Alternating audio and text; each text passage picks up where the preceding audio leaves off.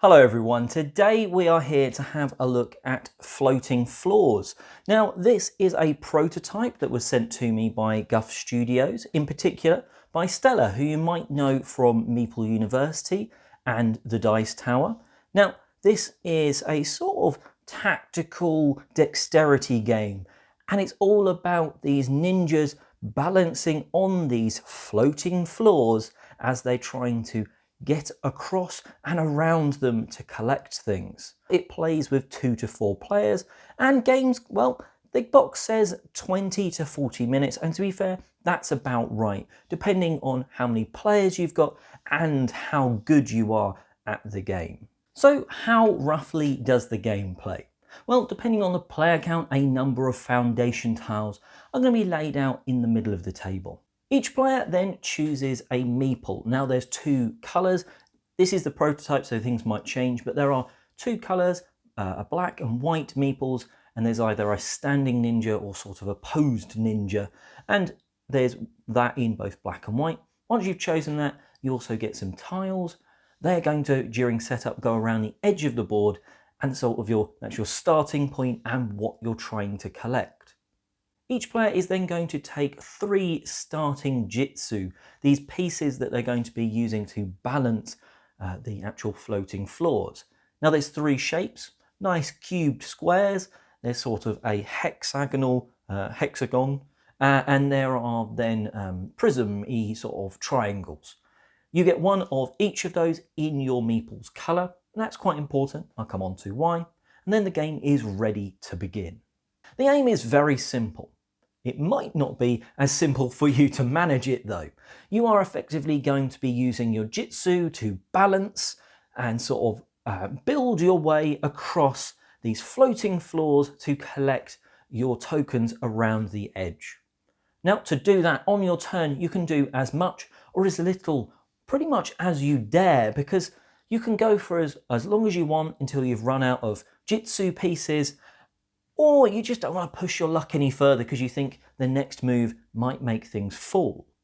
At the start of the turn, you roll 3 dice, which is going to get you a little bit of jitsu income, and then you can use those to place onto foundation tiles on the sort of marked areas, not the water sections, and then you can also place a floating floor onto that. Now the floating floors that you're going to be put on are double-sided. If you flick them over, basically one side is more white and the other side is more black, and that's going to allow you to sort of choose hopefully your colour, because that's going to make things a little bit easier.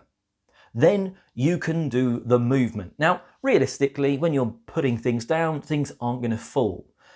But when you start to move on these floating floors, well, they're not always perfectly balanced. Now, you can sort of try and get around by dropping a jitsu on one side and placing on another, and you're going to be slowly moving across. Now, a very important thing is that every movement you make, you have to do. You can't just say, well, I could move all the way along there, it's my colour. No, you have to lift your meeple off, put them down and let go. And if things fall, you get penalised.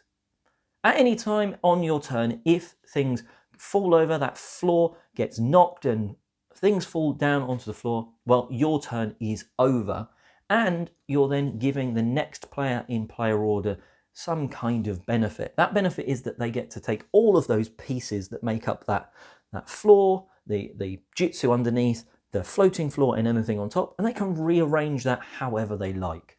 So yes, knocking things over is a disadvantage. It ends your turn, but you are definitely not out of the running. But you get punished for it, and maybe the next person gets a little bit of a benefit too, because they can maybe make it better for themselves.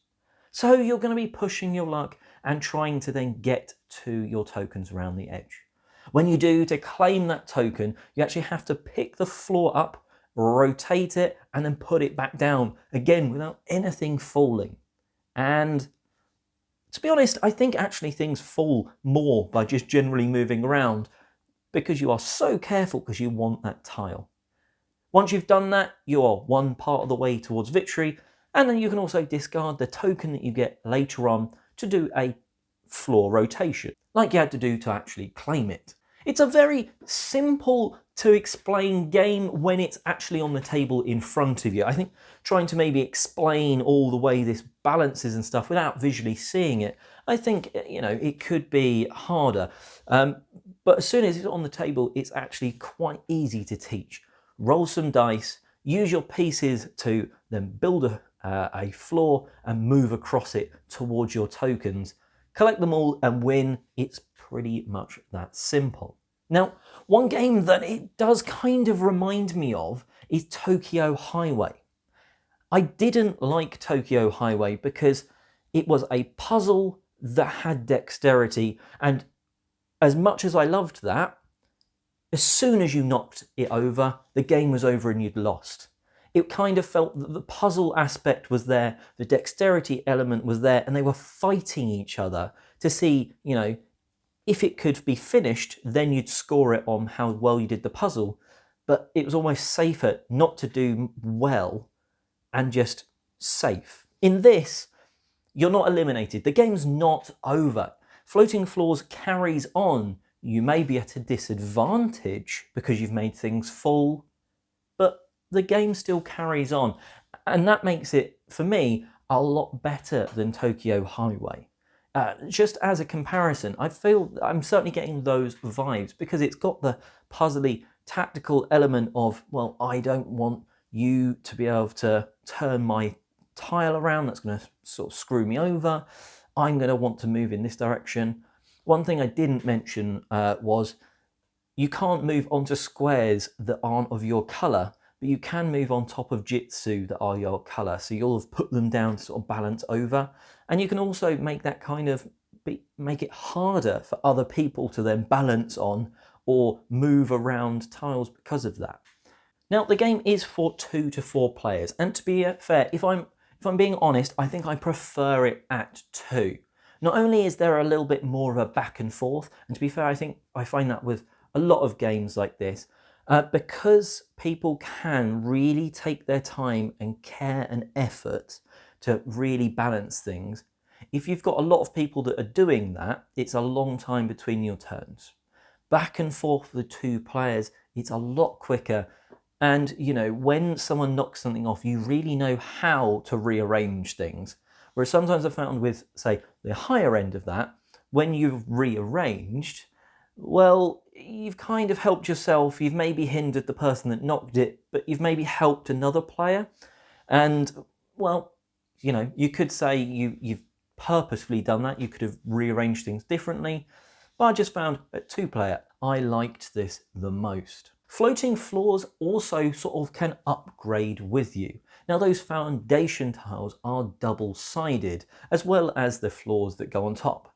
Now, once they're built, once they're put into play in setup, those foundations don't flip or anything. And, well, in our first game, we made the mistake of thinking we're better than we really are, because we put some of the harder foundations down. We put ones where it's only one space you can build on and the rest is water, the middle one.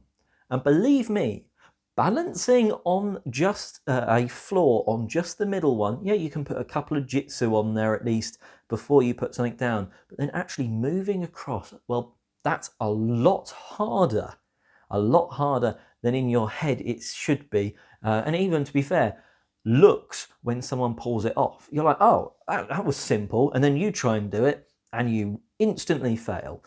So for your first game, I would definitely recommend using the sort of the standard many places you can put jitsu on foundation tiles rather than the ones with one.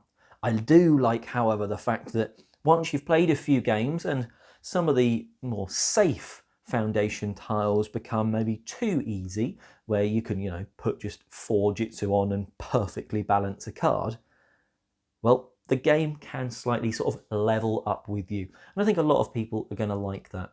A number of the times when we have been playing Floating Floors, people walking past, it's certainly caught the eyes. I think because it's got that sort of fun balancing, you can see, you know, people really taking care and being cautious with their moves. It sort of draws people in to watch. So it's a fun one. It will draw attention. I kind of like that. It looks nice as well on the table. Overall, 20 to 30 minutes. of sort of fun, quick, balancing fun. You might not do very well, but as long as you can sort of laugh at your dexterity failures, you should have a lot of fun with floating floors. Anyway, thanks for watching. Check out other news, reviews and such on the channel. Until next time, I'm Oliver East, signing out.